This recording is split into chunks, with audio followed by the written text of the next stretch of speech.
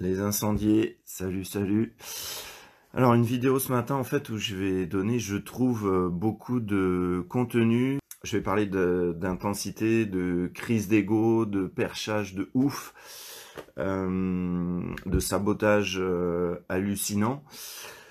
Voilà.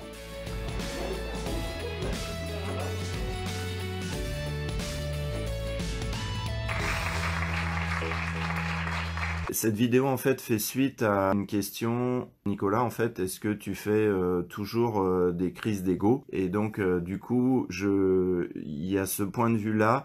Et puis le deuxième, c'est aussi des gens qui, quand ils avancent sur leur chemin de rebranchement, à un moment, ils me font le coup de je sais pas ce que je veux, je sais pas comment faire, etc.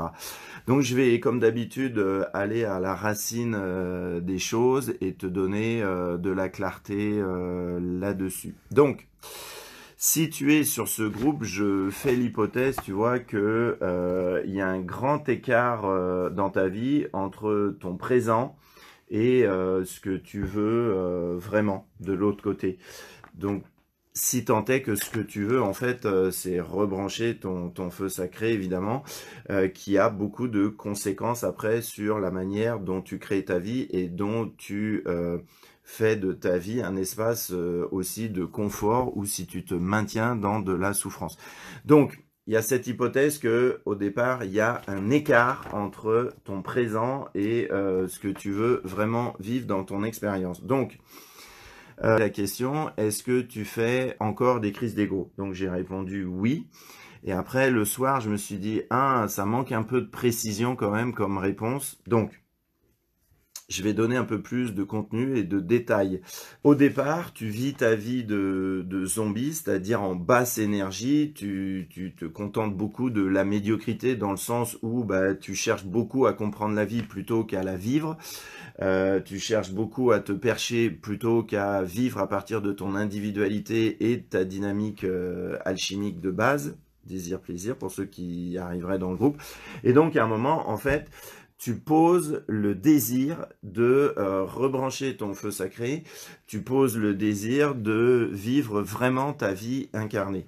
Donc là, c'est la fameuse bouilloire. Donc en fait, là, ton couvert, il est fermé. Donc il y a beaucoup de choses que tu as extrêmement fermées, avec un ego extrêmement dense énergétiquement, extrêmement construit, extrêmement finot, l'ego.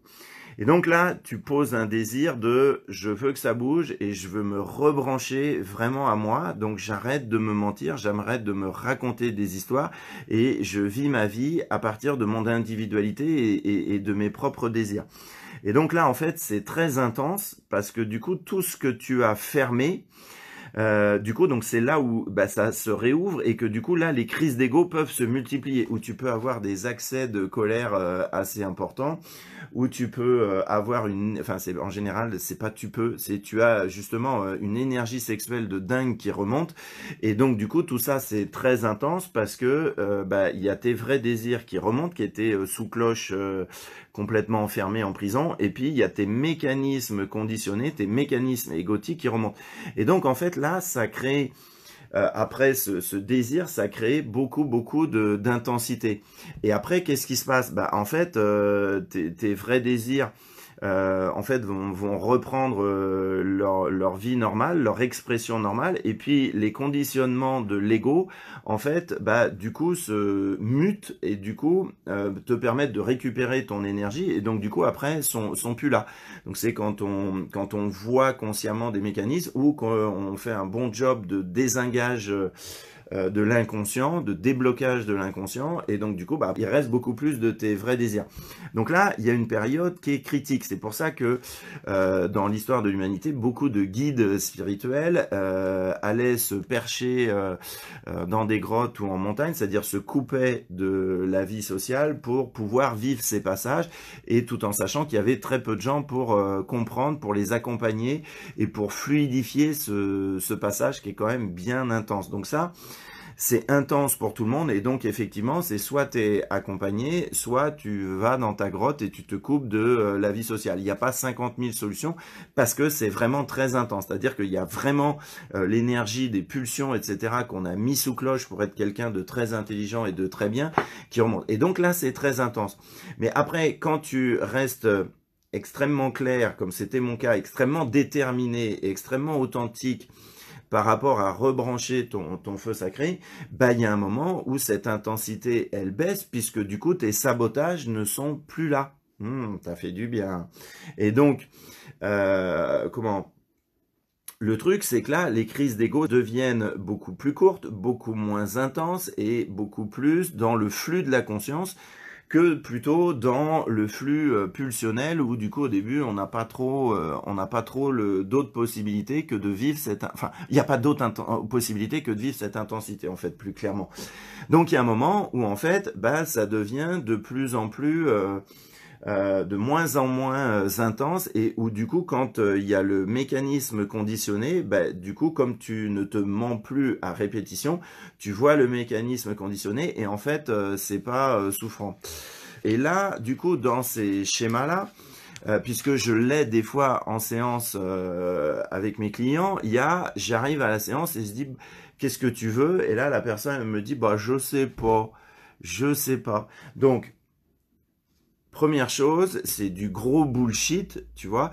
C'est du gros bullshit d'arriver à un moment et de dire, bah, je sais pas ce que je veux pour transformer. D'accord? Donc, si tu sais tout le temps. Et même quand tu es dans la tempête, tu sais ce que tu veux, sinon tu te bullshit de dingue. Ok? Donc, je te donne un peu des choses qu'on dit en stage, mais apparemment, ça manque. Donc, je te donne un peu de contenu. C'est-à-dire que ça, c'est le trajet de transformation. C'est-à-dire que tu vois, au départ, on vient des hommes préhistoriques, hein, donc avec un conscient très peu développé et une vie inconsciente tournée autour de l'instinct. Je bouffe, je baise, je fais pas la différence entre un homme et une femme. Enfin, bref, je sais même pas que quand j'ai un rapport sexuel, ça peut générer de la vie derrière, tu vois, tout ça, voilà. Donc, n'oublie pas, même si tu es dans ta société très très dans le n'importe quoi, du coup, on vient de ce pays-là quand même. Donc, ok, donc avec un inconscient et une vie instinctive extrêmement développée et un conscient de l'ordre minuscule. Et puis, au fur et à mesure que tu fais le job, ok, et bah du coup cette énergie de l'inconscient remonte vers ton conscient et du coup c'est là où la vie elle devient extrêmement créative, extrêmement jouissive parce que tu es aux manettes, tu es dans le siège, tu n'es plus dans le siège passager de ta vie. C'est ce que je résumais, l'extrême différence entre 97% des humains qui passent leur vie à nettoyer leur prison et ceux qui ont posé le désir de sortir définitivement et radicalement de prison. Et donc tu te doutes bien que les gens qui passent leur vie à nettoyer leur prison, donc ça veut dire faire des stages de confiance en soi, faire des stages de peur, faire des stages avec de l'EFT, c'est faire des stages avec des trucs perchés de ouf, ok? Et donc du coup, quand tu as repris vraiment ça, tu vois, bah, du coup, ton conscient augmente, puisque du coup, ta jouissance augmente et la capacité à être toi, qui est au départ naturelle, bah, du coup, elle prend toute la place. Et donc là, éventuellement, tu vois, des fois, on peut se dire sur ce trajet-là, où on passe par une intensité qui est extrêmement forte, que du coup, bah, on fait le coup de « je sais pas ce que je veux ». Ça veut dire « je veux rester perché ». Quand tu dis je ne parle pas de comment savoir réparer un ordinateur, de comment savoir réparer une imprimante, de ne pas savoir comment réparer une voiture. Ça, c'est normal. On n'est pas multi-fonction. On a une individualité. Donc, on ne sait pas tout faire sur la planète. Par contre, sur le plan de ta mécanique interne, quand tu es dans « je sais pas », tu es dans « je veux rester perché de dingue ». Je veux rester dans ma vie inconsciente à faire des tours de parking. Et que ça te plaise ou non, c'est la réalité. Quand tu es dans « je sais pas », c'est « je veux rester perché ». Je veux continuer à fuir ma sexualité, je veux continuer à fuir mon individualité, je veux continuer à fuir mon intelligence, je veux continuer à fuir mon génie. Le « je sais pas », voilà ce que ça veut dire. Ok ? Donc ensuite, je te donne un petit peu de clarté sur l'ascenseur émotionnel. Si, il reste un truc. C'est qu'en fait, qu'est-ce qui fait qu'à un moment, les crises d'ego deviennent toutes petites en intensité? C'est qu'à un moment, en fait, bah, tu as bien compris ce schéma-là, ok? Et tu as compris que, en fait, à un moment, ce qui est bloqué, donc là, c'est toute ton énergie de survie et de protection contre ta propre vulnérabilité et ta propre souffrance psychologique. Et donc, à un moment, c'est dans ta vie, c'est de devenir un obsédé du déblocage de l'inconscient. Donc là, nos stages, ils sont parfaits, ça répond à cette intention. Ok, et à un moment, c'est d'être extrêmement clair que quand ça vacille ou quand tu sais pas, c'est que y a quelque chose qui est dans ton inconscient. Je vous ai fait 200 000 vidéos sur sur ça, donc je vais pas revenir là-dessus une fois de plus, ok? Donc à un moment, quand ça coince à répétition, c'est juste parce que tu as décidé de rester bloqué dans tes mécanismes de survie, point à la ligne. Donc si tu veux bouger, bah, c'est ce que Pierre explique des tonnes et des milliards de fois, c'est tu vis ta vie, c'est-à-dire que sur ton chemin, bah, tu montes ta montagne, tu poses vraiment ton désir de vivre ta vie avec tes vrais désirs individuels. C'est pas dire que dans les désirs individuels, il n'y a pas le désir des autres, mais je rappelle que c'est pas un groupe de spiritualité, c'est un groupe rebranché à son feu sacré et développer un business de ouf. Et donc, à un moment, c'est de mettre le déblocage de l'inconscient. Donc ce passage ici où tu récupères ton énergie de jouissance, ton énergie de dingue pour qu'elle devienne consciente et que tu l'utilises pour créer ta vie, c'est de devenir un obsédé du déblocage de l'inconscient. Et je fais une petite parenthèse qui vaut son pesant d'or, c'est que Pierre, avec qui j'échange énormément comme vous le savez, pourquoi il arrête de faire sa prestation déblocage de l'inconscient?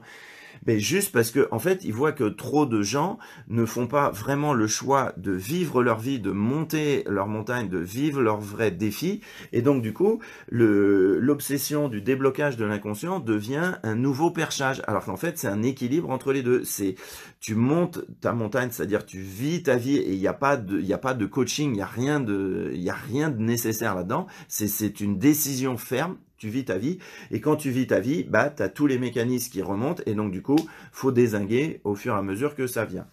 Je te donne un petit peu de clarté sur l'ascenseur émotionnel, un moment, quand tu es dans le flux du zombie de l'être humain, c'est-à-dire tu vis ta vie débranchée de ton feu sacré en mode zombie.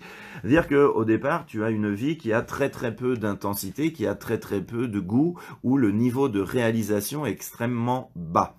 Ça, tu baignes dans ton inconscient sans même savoir. Hein. Tu t'occupes d'avoir une petite vie avec une petite satisfaction, avec un petit salaire, avec un petit boulot, avec une petite sexualité et avec de petites amitiés. Voilà.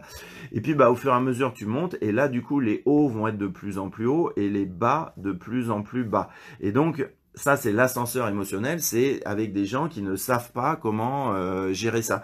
Donc, tu vois que tu continues tant que tu es dans la normalité, tu continues à t'accrocher à des hauts, donc soit à des orgasmes, soit à des quêtes de reconnaissance professionnelle ou sociale.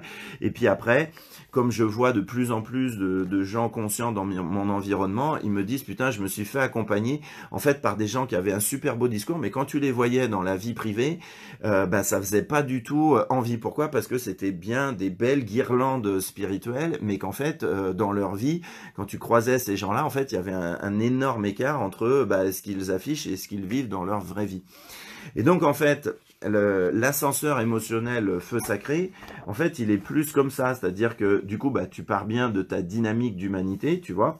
Voilà, et donc là, tu es toujours dans les trucs, dans l'ascenseur, mais ce qu'il y a à voir, c'est comme du coup, tu rebranches ton énergie de la jouissance d'être qui tu es, donc tu te déperches, ok? Et du coup, en fait, les zones de basse énergie, les zones de tristesse, les zones où tu es en lutte avec toi-même, elles durent de moins en moins longtemps et elles se font de plus en plus rares. Et ça, c'est vraiment la grosse différence, tu vois? C'est-à-dire que ces moments-là de douleur deviennent de plus en plus courts. Mais pour ça, il faut avoir posé le vrai désir de vivre ta vie et de dézinguer ce qui est stagnant dans ton inconscient. Donc si je prends un exemple de sportif, c'est l'exemple que je prends toujours en conférence, quand tu es Nadal, Djokovic, etc., ou Federer, tu vois que tu peux avoir le doute, tu te dis mais les mecs en fait c'est des vraies machines, etc. Mais non, si tu lis la biographie faite par Rafael Nadal, il va te dire que du coup son hypersensibilité, il était loin de savoir comment la gérer, et que du coup quand il était triste, etc., ben voilà, il y avait des pics où il était capable de, malgré sa force, de pleurer après des matchs, etc., et que c'était chaud pour sa trombine, mais qu'en fait les moments où il est dans l'émotionnel, dans les moments de galère, et ben en fait, ça dure très peu longtemps. Et donc du coup, au bout de 2-3 jours, il est reparti à l'entraînement avec une niaque de dingue, etc., etc. Et donc, alors que nous, les Français, quand ils arrivent en finale de Bonjour Audrey, de la Coupe Davis, et du coup qu'ils perdent parce qu'ils s'investissent à mort, du coup t'en as pour 6 mois parce que tu les vois plus. Parce que du coup, les creux émotionnels, chez eux, c'est plutôt les creux émotionnels du 97%, c'est-à-dire quand t'es en bas, t'y restes, c'est dur et c'est intense. Voilà. Donc, alors que en fait, voilà, ça dure de moins en moins longtemps. Et en fait, il y a un niveau de vibration où du coup, il n'y a plus de souffrance, il y a juste des douleurs qui sont liées à l'incarnation humaine. Encore une fois, je rappelle que ce groupe n'est pas un groupe pour se percher spirituellement, pour faire la différence entre la souffrance et la douleur. Donc ça, c'est pas le sujet de la vidéo. Donc voilà, et donc en fait, je te redonne aussi un petit peu si je peux te donner un petit peu ça, je veux pas trop, je veux pas trop donner certaines de mes richesses. Pourquoi? Parce que en fait, ça crée de la dispersion. C'est-à-dire, je m'explique, je te donne rapidement un peu une grille de lecture, même si tu peux pas lire. C'est au départ, t'es un être humain avec voilà, tes pulsions, tes instincts, tu sais pas comment faire, t'as peur de te foutre la gueule dans le fossé en permanence. Donc voilà, tu vis juste au niveau de une basse énergie. Donc la première courbe ici, c'est l'énergie. La deuxième, c'est qu'à un moment, tu te rends compte, ah mais en fait, j'ai un peu plus peur que ce que je crois en fait dans ma vie. Je me racontais que faut pas avoir peur, que etc. Et que j'avais peur de l'intensité de vie. Donc du coup, je me coupe. Et à un moment, je me rends compte qu'en fait, il y a quand même des émotions, il y a quand même de l'intensité dans ma vie. Après, je vis ma vie à un autre niveau vibratoire qui est que je me rends compte que la manière dont je pense influence ma vibration, influence ma vie, influence mon niveau de jouissance, influence mon niveau d'épanouissement et de réalisation. C'est encore un autre niveau. Et puis, il y a un moment, un basculement où du coup, là, tu te décides à arrêter de te mentir et à faire le vrai job sur l'ego. Et là, en fait, tu vas passer dans une autre vibration que moi j'appelle la perception directe. C'est-à-dire que dans les échanges humains, tu as de la clarté immédiate sur ce qui se passe et sur ce qui se vit au niveau subtil, ok? Donc, tu n'es plus au ras de la matière, tu vis ta vie, voilà, mi-humain, mi-autre chose. Voilà, et donc du coup, tu as accès aux perceptions directes. Et donc là, il y a des gens qui m'ont fait en commentaire, mais Nicolas, si des fois je fais trop de crises d'ego et sans m'en rendre compte, est-ce que tu peux m'indiquer ça? Est-ce que tu peux me le dire? Mais ça, au niveau subtil, c'est encore, je fais une croix sur mon libre arbitre, je fais une croix sur ma responsabilisation, je fais une croix sur ma capacité à créer sa vie. C'est-à-dire que non, je ne le fais pas. Moi, des coachs, certains me l'ont demandé récemment parce qu'ils se sont aperçus qu'en vivant avec moi, je voyais quand même un certain nombre de choses au niveau subtil et que je vois quand les choses émergent. Et donc, ils me disent, voilà, Nico, est-ce que vraiment tu peux nous dire quand tu vois en fait qu'on fait une crise d'ego sans même s'en rendre compte? Parce que du coup, ça va être une occasion de croissance. Mais non, je ne fais pas ça au sein de mon équipe parce que c'est déléguer ton pouvoir sur toi-même à l'extérieur. Ok, donc même si tu as une énorme confiance en moi ou en quelqu'un d'autre, tu ne délègues pas ton pouvoir à l'extérieur. Ça, c'est encore des trucs spirituels autour de lâcher prise. Donc je lâche prise et je fais tellement confiance à l'univers que je vais lui demander de me renvoyer des choses. Mais l'univers fait ça en permanence, c'est-à-dire que si tu n'arrives pas à savoir comment bouger ta vie, regarde ta relation à la matière, les informations sont immédiates. Tu as des informations sur ton niveau financier, sur ton niveau de kiff, sur ton niveau de jouissance, sur ton niveau de souffrance, sur ton niveau de blessure intérieure. Les informations sont immédiates. C'est juste que tu n'es pas foutu de t'en saisir.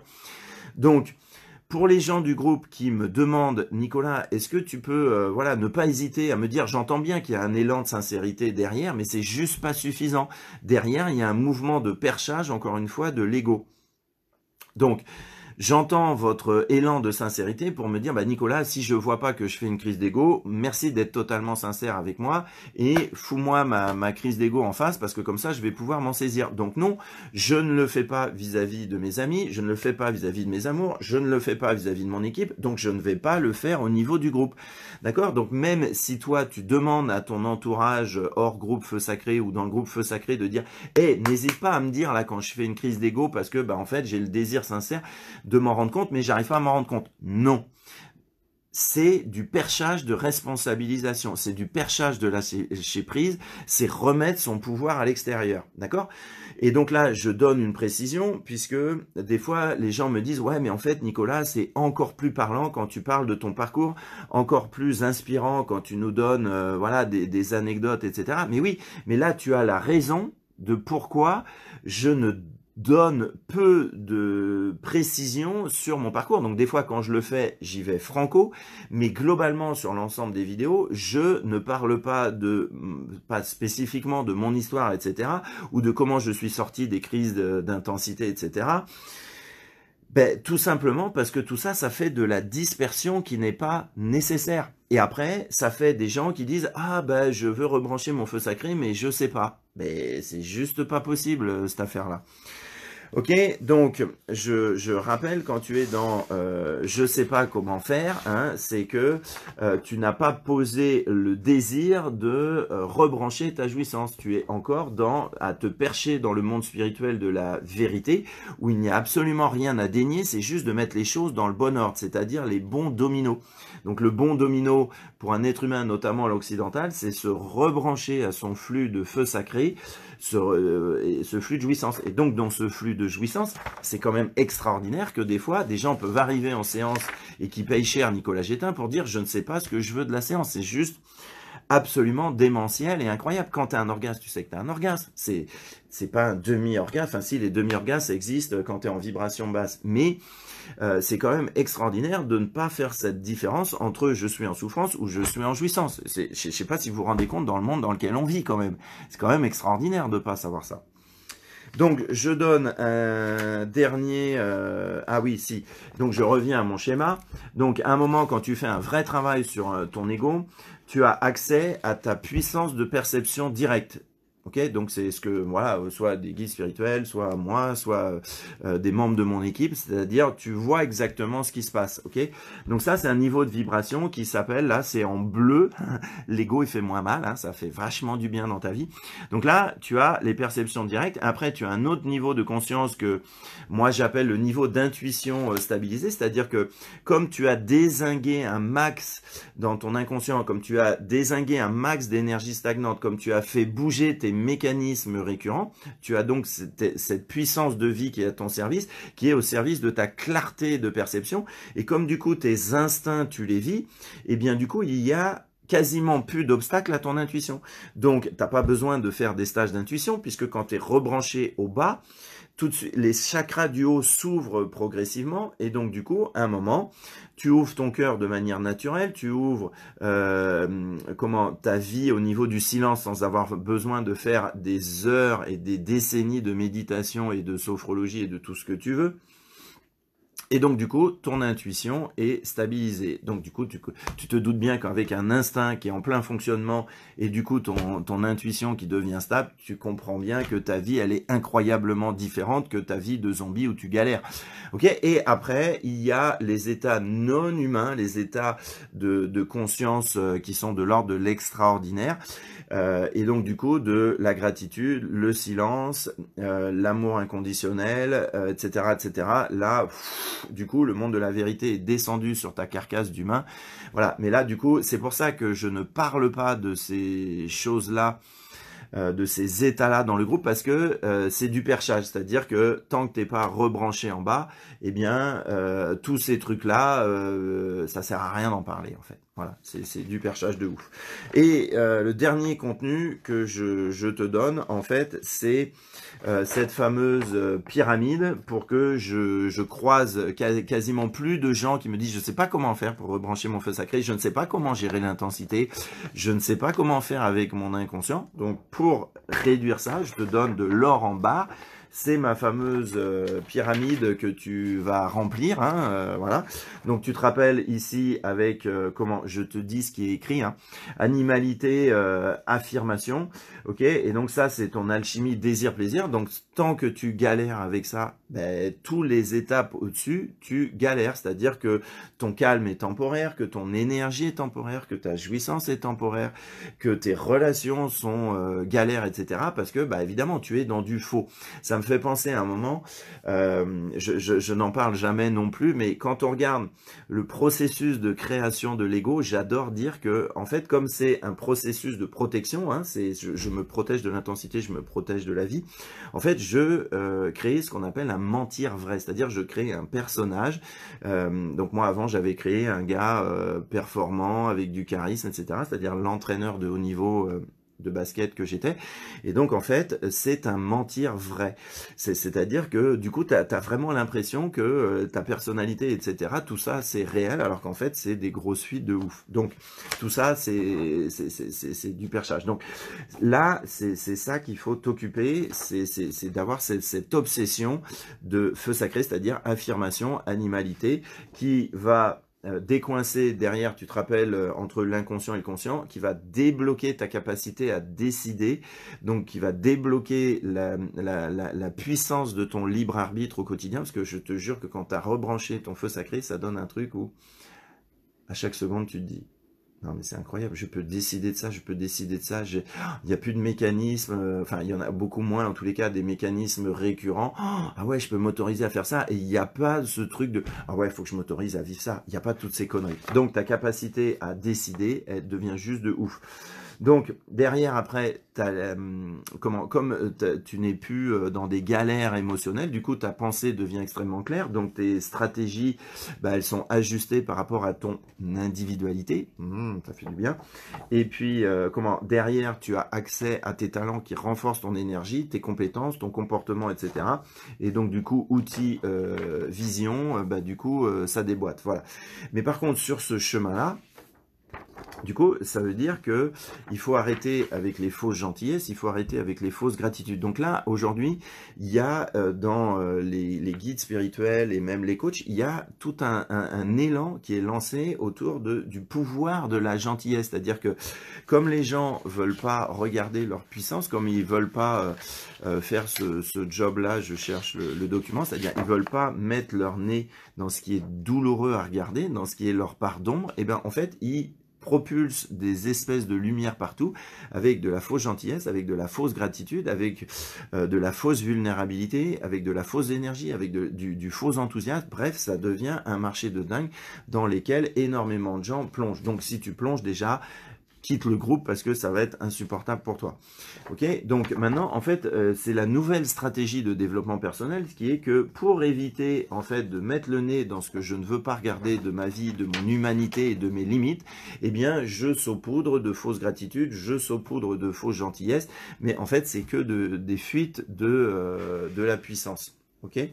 Donc voilà, c'est une vidéo que vraisemblablement en fonction de où tu en es, que tu peux regarder pas mal de fois. Voilà. Alors je vais donner un peu une autre source d'indécence par rapport aux entrepreneurs, c'est que du coup, bon, quand tu débutes ce chemin sur le feu sacré, parce que oui, il y a aussi le truc magnifique, on fait croire que en stage de développement personnel, si les gens marchent sur du feu, ils vont rebrancher leur feu sacré sans avoir à passer par leur inconscient. Mais c'est juste une aberration que des gens payent des sommes des 10 000 € et des 100 000 € pour marcher sur le feu et avoir l'illusion qu'ils vont rebrancher leur feu sacré. Je répète que pour tout ce genre de stage, les statistiques sont énormes sur le fait que ça redescend 15 jours après. les études qui sont faites aux États-Unis, qui sont extrêmement nombreuses et ailleurs, les gens qui montent dans ces pentes émotionnelles, 15 jours après, ils ont plus cette énergie de feu sacré qui brûle tout le temps. Donc, ce que je veux dire qui est extrêmement important, parce que ça aussi, j'y ai droit beaucoup, c'est qu'à un moment, quand tu prends la décision, tu changes ta vie, ou tu veux devenir entrepreneur, ou tu te lances dans un projet, ou tu veux être sportif pro, et donc tu lances vraiment l'énergie, donc tu te lances dans le projet, et là, du coup, tu as un enthousiasme naturel, et un enthousiasme qui est sain. Et donc, du coup, tu montes dans la spirale émotionnelle vers le haut, et après, au fur et à mesure que tu rencontres des difficultés ou des adversaires ou de l'adversité ou des challenges de plus en plus élevés ou que ça challenge ton niveau de subtilité, et ben du coup, dans ton projet, tu vas vivre des émotions qui n'étaient pas prévues au départ et là, tu vas remettre en question ton projet, tu vas remettre en question ton coaching, tu vas remettre en question ton coach juste parce que en fait, tu vis des émotions qui sont différentes de ce que tu avais prévu. D'ailleurs, c'est comme dans le couple où tu peux avoir le couple qui te fait monter ton niveau d'enthousiasme, puis après, quand tu rentres dans la vie quotidienne, sous prétexte que les émotions que tu vis, je ne parle pas de maltraitance, mais quand tu vis des émotions qui vont être différentes de ce que tu avais prévu, tu remets en question le couple que tu vis. Donc tu remets en question le couple, tu remets en question le projet, et tout ça, c'est juste des trucs de malade mental. T'as un problème vraiment quand tu es là-dedans. Donc, pour être clair, quand tu te lances dans un projet qui te fait kiffer, ton niveau d'enthousiasme monte, ton niveau d'émotion positive monte, mais à un moment, il va baisser. Et quand il va baisser, il faut te demander, et c'est là un des autres contenus de la vidéo, c'est as-tu des éléments factuels qui remettent en question ton hypothèse de départ sur le projet. Et donc des éléments factuels qui remettent en question l'hypothèse, c'est complètement différent de vivre des émotions que tu n'avais pas prévu de vivre. C'est radicalement différent. Je suis absolument choqué en permanence depuis des années, des gens qui veulent être sportifs de haut niveau puis qui abandonnent, des gens qui veulent être entrepreneurs puis qui abandonnent, des gens qui veulent vivre de leur passion puis qui abandonnent. C'est juste indécent de se lancer dans un truc pour soi-même et d'arrêter sur le chemin sous prétexte que je vis des émotions qui sont différentes. C'est d'une indécence folle. Donc, par exemple, je me rappelle d'un entrepreneur qui avait choisi un sujet par rapport à sa liste email et donc il était sur un nouveau projet, donc avec de l'enthousiasme, et en fait, pourquoi il a abandonné? Parce qu'il s'est rendu compte que le sujet qu'il développait n'intéressait pas sa liste email. Donc là, ce serait du sabotage de persévérer. Donc il y a une limite extrêmement fine entre persévérer dans les projets qui t'amènent dans le mur et persévérer dans les projets qui font que ta vie, elle est hyper kiffante. Donc, le niveau de subtilité, c'est que tu sais que quand tu rentres dans un projet qui te fait kiffer, pam, niveau d'enthousiasme très haut. Et qu'après, tu vas vivre des émotions que tu n'avais pas prévues. Ça aussi, c'est normal. Mais donc, du coup, tu abandonnes quand tu as juste des éléments factuels qui te montrent que ton hypothèse de projet de départ n'est pas bonne. Elle ne correspond pas, en fait, à ce qui est réalisable. D'accord? Donc, moi, par exemple, si je veux gagner Roland-Garros ou Wimbledon et que j'ai 49 piges, je pense que je vais me rendre compte assez rapidement que ce n'est pas une idée de bon projet, ce n'est pas un bon projet. Okay? Donc c'est quand tu as des éléments factuels et non pas parce que tu vis des émotions qui sont intenses, etc., qui sont un processus normal de ton évolution en tant qu'être humain. Donc tu n'abandonnes pas ton projet entrepreneurial, tu n'abandonnes pas ton rêve de sportif pro sous couvert qu'à un moment tu vis des émotions qui sont difficiles. Ça, c'est du sabotage de ouf. Voilà, donc là, je crois que j'ai donné énormément de contenu pour ce matin. Il n'y a qu'une seule pyramide, c'est exactement la même. Je fais juste des artifices pédagogiques, voilà, parce que j'ai pas envie de me faire chier à faire autrement. Mais la pyramide qui décoince ta vie perso et pro, c'est cette pyramide-là, d'accord? Donc feu sacré, comment capacité à décider, pensée, stratégie beaucoup plus libre et talent, etc. et outils pour développer les talents. Donc c'est la même. Mais par contre, ce qui va accélérer de dingue ta croissance professionnelle, c'est le rebranchement à ton feu sacré qui est de l'ordre de la dynamique perso. Mais comme tout est relié, ça influence. Donc une seule pyramide. Merci pour ta question, c'est toujours utile. Voilà, et bien c'est une vidéo où j'ai donné le plus de contenu. Amusez-vous bien, tu te rappelles, soit tu libères, soit tu galères. Pense à t'abonner si ce n'est pas encore fait à la chaîne YouTube Feu Sacré TV. Passe une journée d'enfer, à bientôt, ciao ciao.